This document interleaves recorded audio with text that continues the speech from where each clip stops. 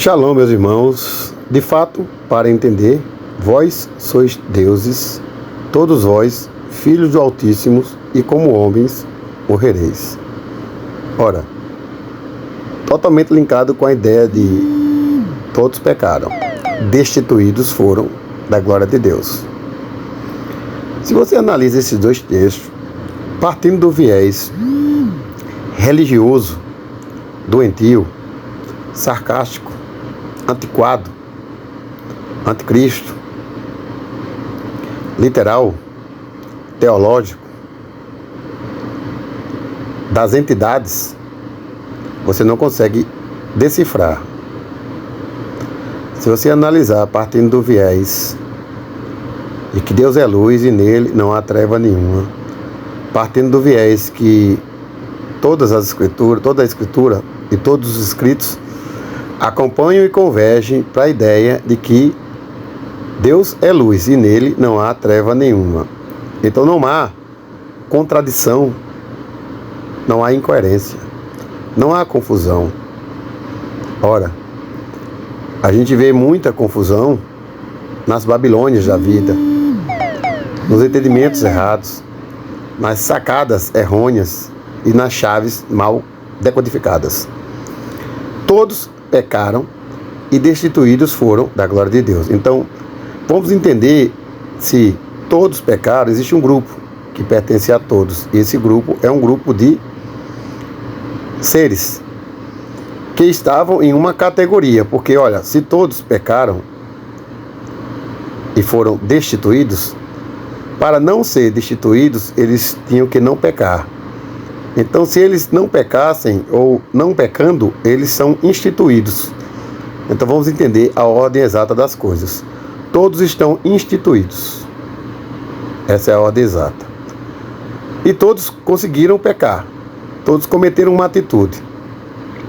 Essa atitude destituiu a todos.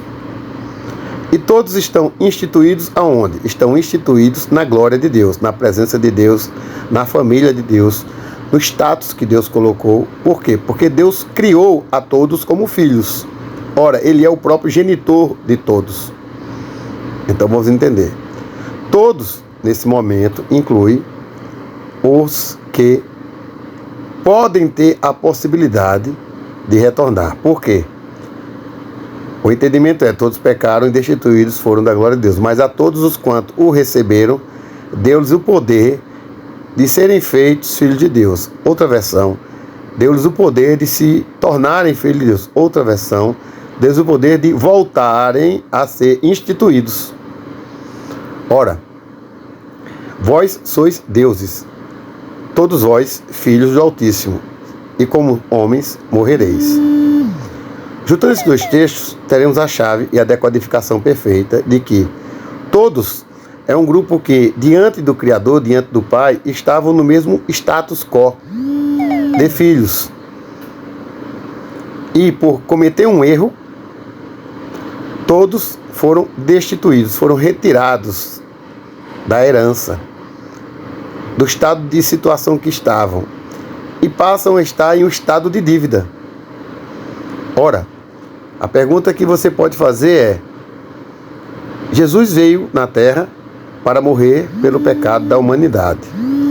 Então, qual seria o pecado que o humano cometeu? Qual o pecado que você cometeu? Qual o pecado que eu cometi? Qual o pecado que nós cometemos? Ora, o pecado que eu cometi não pode ser o pecado que meu avô cometeu. O pecado que você cometeu jamais poderia ser o pecado que o seu avô cometeu. Então tá, se o teu avô comete um pecado, ele é responsável pelo pecado dele. Se você comete um pecado, você é responsável pelo pecado seu.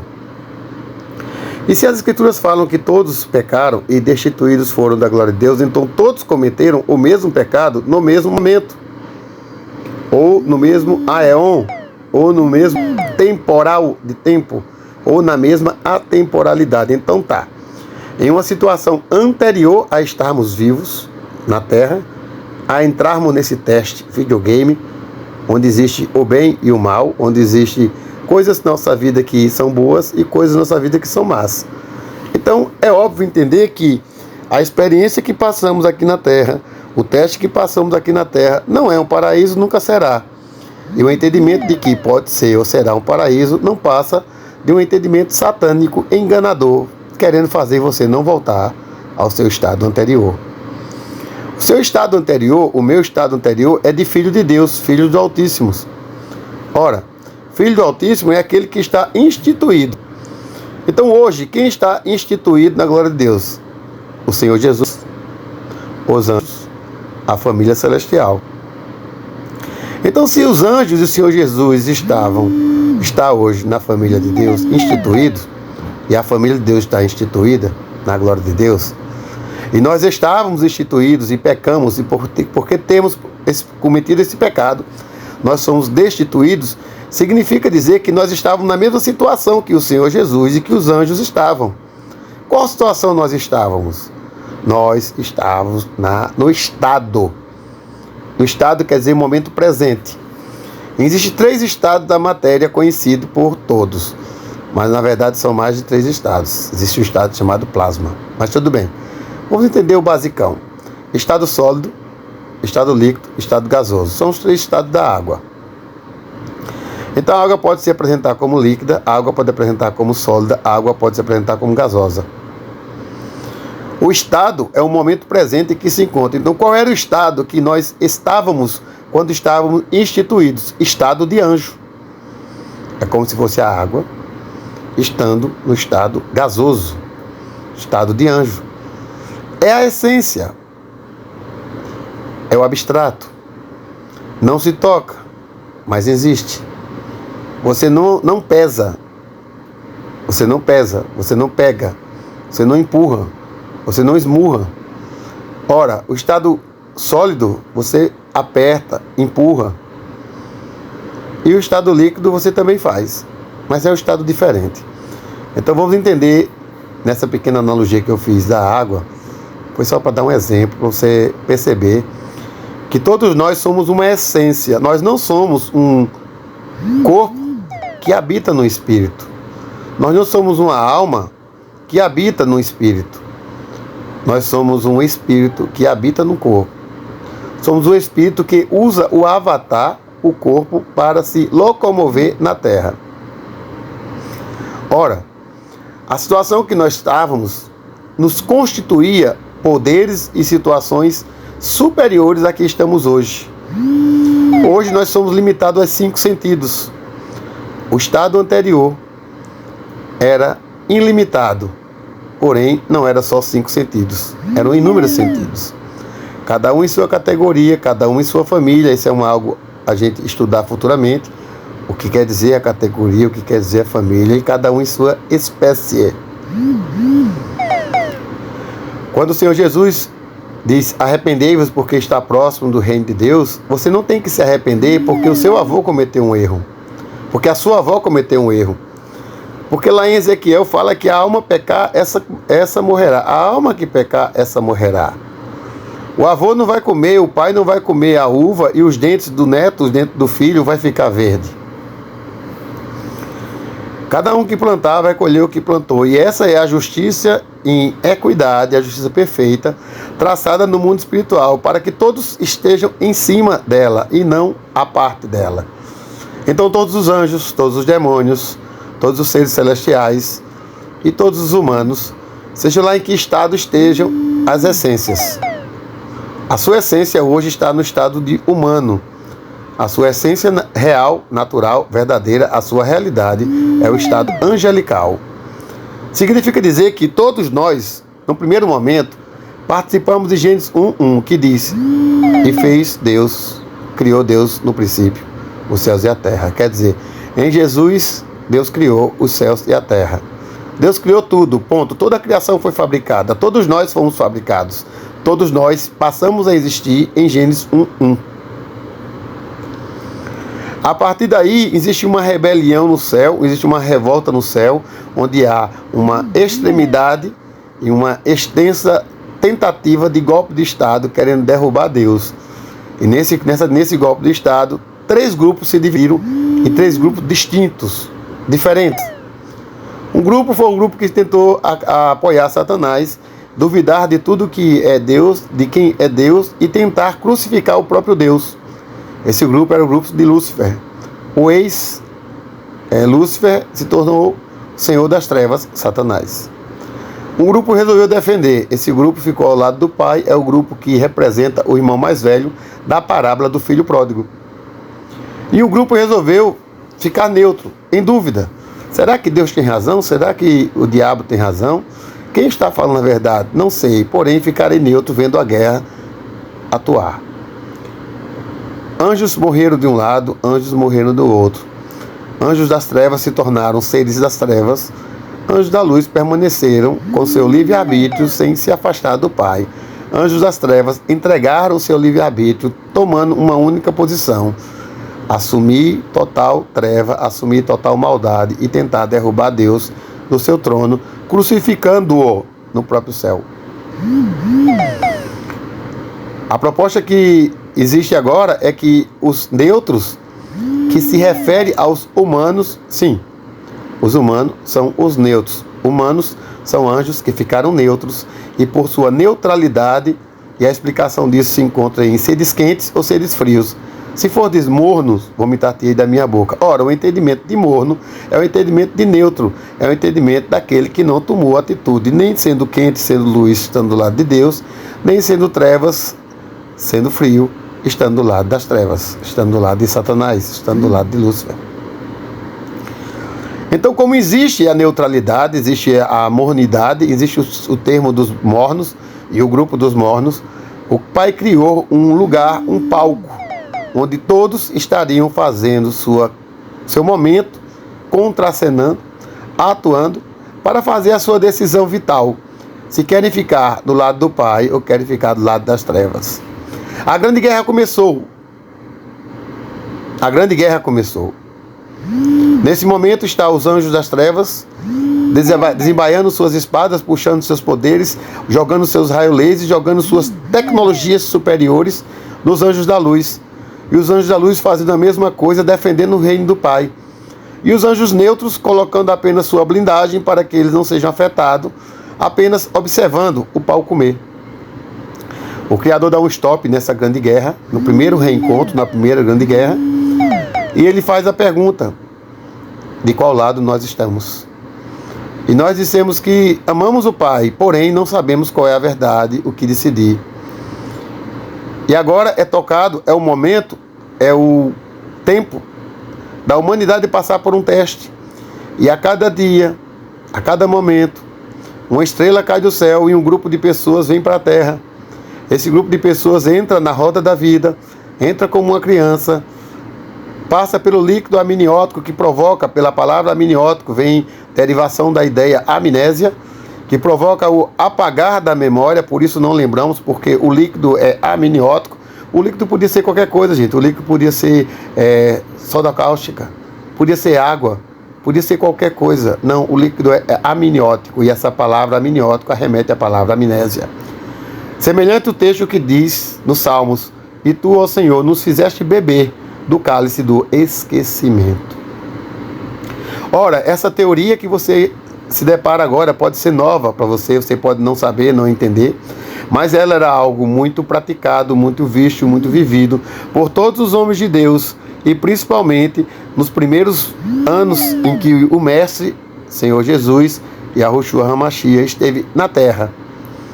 Então, durante mais de 100 anos, na época de Jesus, após o ano 3 a.C., até mais ou menos o ano 180 após Cristo, todos sabiam e todos praticavam o entendimento da pré-existência, o entendimento da semente da serpente, o entendimento de que o corpo é o DNA, é o templo do Espírito, por isso você é a igreja, e que a terra não é redonda como Satanás ensina com as aulas da Naja. Perfeito, está Deus de um lado falando que a terra tem um formato específico, e está Satanás do lado dizendo que acredita em ciência, ciência é a verdade, e o formato que Deus fala é mentira, porque Deus é um mentiroso. Cabe a você, sendo religioso ou não, se você vai apoiar a ordem satânica, que determina uma mentira como se fosse verdade e não é comprovada, e o entendimento de que quando você olha para o céu, você vê ele azul claro, exatamente da cor do mar. E quando você lê Gênesis 1:6, fala que o céu está embaixo das águas, e há águas em cima do céu e água embaixo do céu. As águas embaixo do céu são o rio e o mar, e as águas em cima do céu são as águas primordiais, as águas positivas, águas masculinas. As águas de baixo são águas femininas. Para entender isso é necessário estudar a palavra do Criador muito, mas muito mesmo. Se você ficar nessa teologia básica de 18 séculos, você não vai interpretar corretamente e não vai conseguir as chaves, muito menos vai poder descobrir qual é realmente a marca da, vou usar a palavra besto, para que você entenda o que eu estou falando. Ora, ela já começou a ser implementada, porém, ela não está em sua totalidade. É necessário estudar as Escrituras e observar os outros vídeos para ter um entendimento maior sobre o que acontece, qual é esse processo, como é que funciona. Mas voltemos ao tema pré-existência. Entenda, Jesus era pré-existente. Jesus existia antes de estar aqui na Terra. Todos nós encarnamos na Terra. E observe, não seja burro. A palavra encarnação não é a mesma palavra de reencarnação. Até pelo som, pela fonética, você percebe que são duas palavras diferentes. A palavra reencarnação tem o ré antes da palavra encarnação. E a palavra encarnação não tem o ré. Então, não seja burro. Reencarnação não é encarnação. Mas muitas pessoas burras têm problema mental. E eles entendem que reencarnação é encarnação, como se fosse um é um. E não é isso. A ideia é entender diferente. A encarnação acontece uma única vez. A reencarnação na mente do maluco acontece várias vezes. Isso não é verdade. Porque ao homem está determinado morrer uma só vez. Ao homem. Eu não falei a semente da serpente. Perfeito. Mas vamos mais adiante. Entendamos que cada vez mais as pessoas podem buscar ao Criador e aprender que se você realmente quer ficar do lado do Pai, você vai optar por estar do lado da luz. E quando houver a Segunda Guerra, isso vai acontecer após 2034, no segundo momento de Armagedon, que vai ser o Armagedon, não existirá mais esse grupo neutro, esse grupo mono, existirá apenas dois grupos. O grupo da luz e o grupo das trevas, porque você já fez sua escolha. E a última pessoa que deveria fazer escolha, o último anjo que deveria fazer escolha, já fez e já decidiu ficar do lado do Pai. Então é óbvio que o entendimento que devemos ter é que a decisão que temos que ter é hoje, agora, em uma escala totalmente ascendente de santidade ao Senhor, onde você não ama o mundo, não ama o que no mundo há, e você toma a cruz de Cristo e segue-o, andando cada vez mais em novidade de vida, seguindo cada vez mais o pensamento da estatura de varão perfeito, crescendo de glória em glória e sendo cada vez mais alguém em que o Pai diz: esse é meu filho amado e que tenho prazer. E é isso, meus queridos. Faça a sua decisão correta e seja instituído na glória de Deus e volte ao entendimento onde Jesus disse: ao que vencer, dar-lhe-ei da coroa da vida. E um nome, e uma pedra com seu nome. Então já dá para você entender que provavelmente o nome que você tem não é o seu nome real. Existem casos que sim. Um exemplo é que Jesus não modificou o seu nome, porém os discípulos de Jesus tiveram nomes modificados. Jacó teve seu nome modificado, Abraão teve seu nome modificado. Agora você percebe que José não teve seu nome modificado, Adão e Eva não tiveram seu nome modificado. Sara e Abraão tiveram o nome modificado. Muitos homens de Deus não tiveram o nome modificado e outros tiveram. Os que tiveram o nome modificado é porque não era o seu nome em sua essência, em estágio de estrela, em estágio de anjo. E os que tiveram o seu nome modificado é porque seu nome foi colocado como um apelido, colocado aqui na terra, meramente como uma referência, e não tinha o seu nome como sua essência. As Escrituras falam que teremos um novo nome. Esse novo nome pode ser um nome diferente, exatamente porque ele tem uma divergência com a essência que você é. E o entendimento que devemos ter é que todos pecaram, todos os neutros pecaram. Eles foram destituídos da glória de Deus, mas a todos quanto receberam, Deus o poder de se transformar em filho de Deus. Você pode ser transformado em filho de Deus. A ideia é você conseguir conceber receber o Senhor Jesus como Senhor e Salvador e copiar o comportamento dele. Ora, ele não comia camarão, ele não comia lagosta, ele não comia porco, ele não comia barata, não comia rato, não comia sapo, ele não comia comidas impuras, como está escrito em Levíticos 11. E o entendimento que devemos cada vez mais acelerar em nossa mente é que Deus é luz e nele não há treva nenhuma. Jesus menciona, eu e o Pai somos um, então a batida de bomba de Jesus é a mesma de Deus. Por isso Deus olha para Jesus e diz, esse é meu filho amado, em quem tenho prazer. Ouçam-no. Um abraço, meus irmãos. Ouçam sempre o Messias, Yeshua HaMashiach. Nunca iremos perder por estarmos obedientes às suas recomendações, obedientes a tudo aquilo que ele nos coloca para que andemos em novidade de vida, para que andemos na estatura correta, no pensamento correto, crescendo em estatura, sabedoria, graça para Deus e graça para com os homens, assim como Jesus fez em Lucas 2,52, crescendo de uma forma equilibrada. E entenda essa imagem, gente. Observe, são asas entrelaçadas no meio do caminho e um anjo sem asas caindo. A ideia alude ao pensamento de que nós também éramos anjos do lado da luz e caímos à postura de neutros, mornos, humanos. Os demônios, Satanás, eram anjos e eles caíram ao modo trevas, onde não há mais solução. Ainda há arrependimento para os neutros, para a semente da serpente, não. Um abraço, shalom, shalom, tchau, tchau.